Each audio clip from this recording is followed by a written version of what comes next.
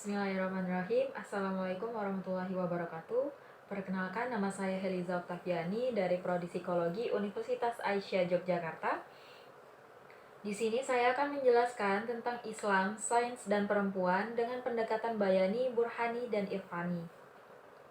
Baik, mengapa dalam catatan sejarah peran perempuan di ranah publik termarginalkan?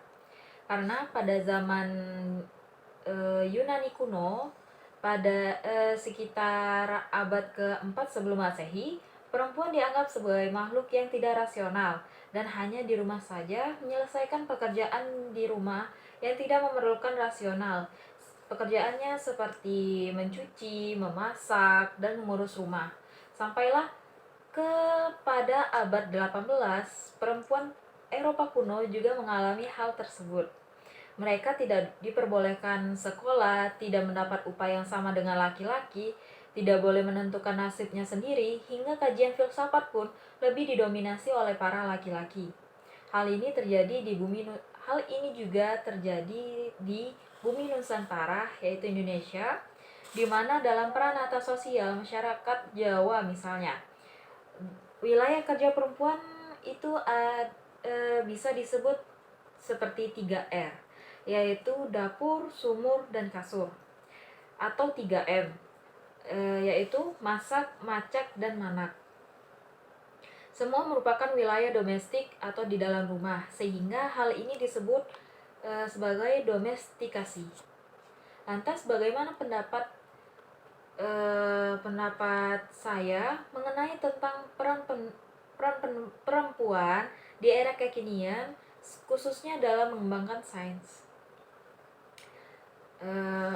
Berbeda dengan zaman dahulu, perempuan di era zaman modernisasi sekarang ini, banyak perempuan yang sudah banyak terlibat di segala bidang yang dahulu hanya didominasi oleh para kaum laki-laki, baik dari bidang politik hingga kesehatan dan dunia sains, walaupun belum sepenuhnya atau setengah dari laki-laki.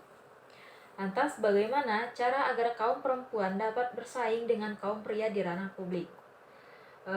Untuk zaman sekarang, antara perempuan dan laki-laki sudah mendapatkan akses yang sama untuk mendapatkan kehidupan yang layak, baik dari bidang pendidikan maupun pekerjaan. Perempuan juga bisa mengembangkan dirinya dengan mengenyam pendidikan tinggi dan memiliki gelar yang sama dengan laki-laki.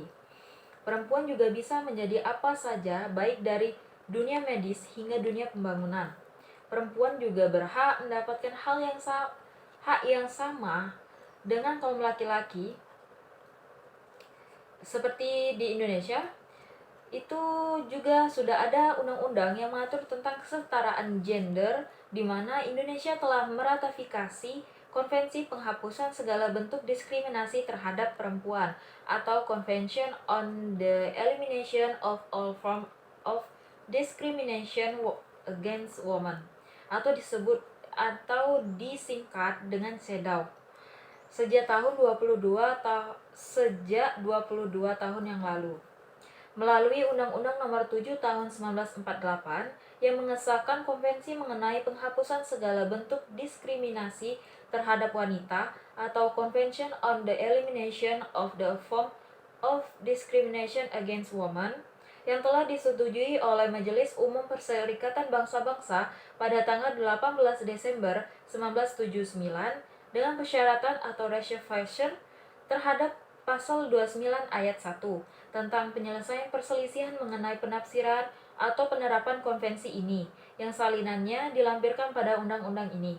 Maka dari itu, perempuan di Indonesia dan dimanapun berhak mendapatkan kesempatan yang sama yang diberikan kepada laki-laki. Sekian dari saya. Bila ada kata yang salah saya ataupun kurang, saya mohon maaf. Billahi sabil haq, fastabiqul khairat. Wassalamualaikum warahmatullahi wabarakatuh.